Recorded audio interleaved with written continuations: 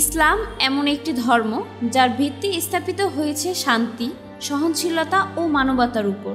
যুদ্ধ, সংঘাত কিংবা প্রতিশোধ নয়, বরং ইসলামের প্রকৃত উদ্দেশ্য হল মানুষকে নিরাপদ, সুরক্ষিত এবং মানবিক পরিবেশে বসবাসের সুযোগ করে দেওয়া।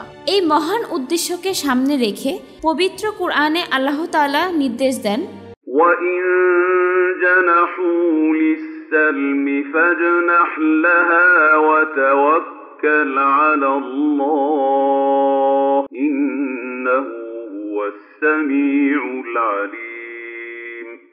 যদি তারা শান্তির দিকে ঝোঁকে তবে তুমিও শান্তির দিকে ঝুঁকে পড়ো এবং আল্লাহর উপর ভরসা করো। সূরা আনফাল আয়াত 61। রাসূল সাল্লাল্লাহু আলাইহি সাল্লামের জীবনে আমরা তার বাস্তব উদাহরণ দেখতে পাই, যেখানে তিনি শান্তির পথকে সবার আগে স্থান দিয়েছেন।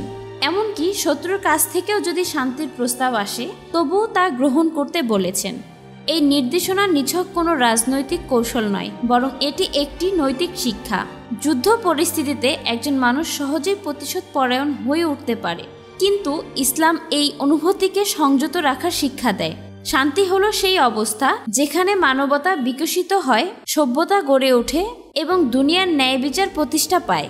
মহানবী সাল্লাল্লাহু আলাইহি সাল্লাম তার জীবনের প্রতিটি পর্বেই শান্তির নীতি অনুসরণ করেছেন। হুদায়বিয়ার সন্ধি চুক্তি তার উজ্জ্বল দৃষ্টান্ত, যেখানে আপাত দৃষ্টিতে মুসলমানদের কিছু ছাড় দিতে হলেও দীর্ঘমেয়াদে তা ছিল একটি শান্তি প্রতিষ্ঠার বিজয়। রাসূল সাল্লাল্লাহু আলাইহি সাল্লাম স্পষ্টভাবে বলেন, তোমরা শান্তি ও নিরাপত্তার প্রতি মনোযোগী হও। যদি শত্রু শান্তি প্রস্তাব দেয় তবে তা গ্রহণ করো। এই নির্দেশনা কেবল যুদ্ধক্ষেত্রেই প্রযোজ্য নয়, এটি আমাদের পারিবারিক, সামাজিক ও রাষ্ট্রীয় জীবনেও প্রযোজ্য। যখনই কোনো বিভেদ, বিরোধ বা মতানৈক্য দেখা দেয় তখন ইসলাম বলে, সংঘাত নয় বরং শান্তিপূর্ণ সমাধান খুঁজে বের করো।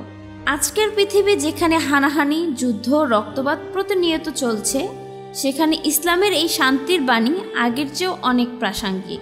ইসলাম কেবল মুসলমানদের নয়, বরং পুরো মানবজাতির শান্তি কামনা করে। সুতরাং আমাদের দায়িত্ব হলো আমরা যেন শান্তি প্রচারে সচেষ্ট হই এবং যে কোনো বিরোধে সংলাপ ও সমঝোতার মাধ্যমে সমাধানের পথ খুঁজি। পরিশেষে বলা যায়, ইসলাম শান্তির ধর্ম। মহানবী সাল্লাল্লাহু আলাইহি সাল্লাম তার জীবনের প্রতিটি পদক্ষেপে শান্তি, ক্ষমাশীলতা ও সহনশীলতার শিক্ষা দিয়েছেন। তাই মুসলমান হিসাবে আমাদের কর্তব্য হলো নিজে শান্তিপূর্ণ থাকা এবং সমাজে শান্তি প্রতিষ্ঠার কাজ করা। কারণ শান্তি থাকলেই বিকাশ সম্ভব, আর শান্তি হলো মানবতার প্রকৃত পরিচয়। আখি, ফিচার ডেস্ক, জনতার জাগরণ।